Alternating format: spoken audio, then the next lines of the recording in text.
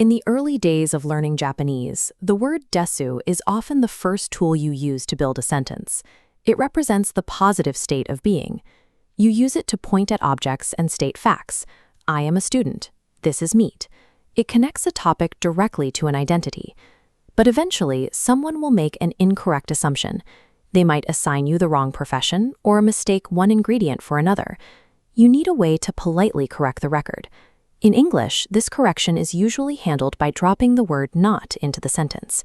Japanese, however, uses a specific structural phrase to deny a state of being. This diagram illustrates the phrase Dewa Arimasen.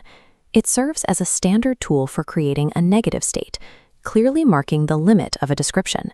Learning this phrase gives you the ability to define what a subject is not, safely disconnecting it from an incorrect category. This layout shows the base formula for polite negation. You establish a topic, Noun A, attach the particle ha, state the incorrect identity, Noun B, and finish the sentence with Dewa Arimasen. For example, Noun A is Tanaka-san, Noun B is sensei. Tanaka-san wa sensei dewa arimasen. Mr. Tanaka is not a teacher.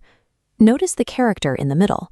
Normally, this character is read as ha, but because it functions as a topic marking particle here, its pronunciation changes.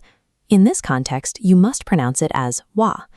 Applying this formula allows you to clearly separate a topic from an incorrect noun identity without causing confusion. Returning to our diagram, we plug in a different variable. We remove Noun B to use a na-adjective, like shizuka, meaning quiet. There is one specific rule. You must drop the na ending from the adjective before connecting it. Now, let's look at what makes this formula break. A common error is attempting to plug a verb into this specific slot. The formula won't accept it. Verbs have their own distinct negative conjugation rules, such as changing the ending to masen. They cannot use this noun and adjective structure. Another error is attempting to use an e adjective in this same position. This also fails. E adjectives follow a separate conjugation system, dropping the final e and adding ku arimasen. They are grammatically incompatible with this equation. Understanding what doesn't fit the formula prevents basic grammatical errors.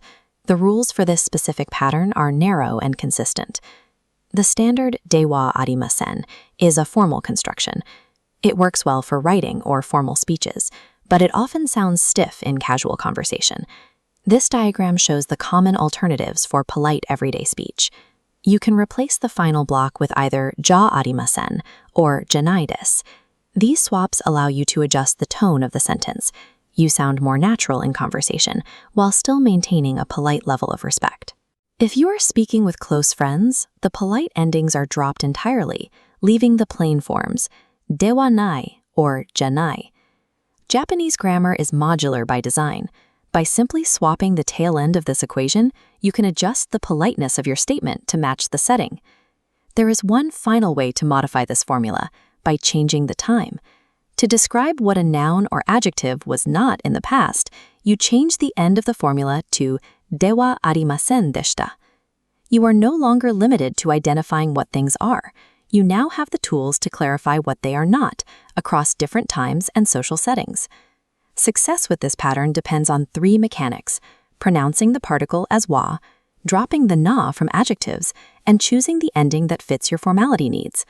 Mastering Dewa Arimasen provides an early look at how Japanese sentences are built, as a system of specific, interlocking pieces that follow a predictable logic.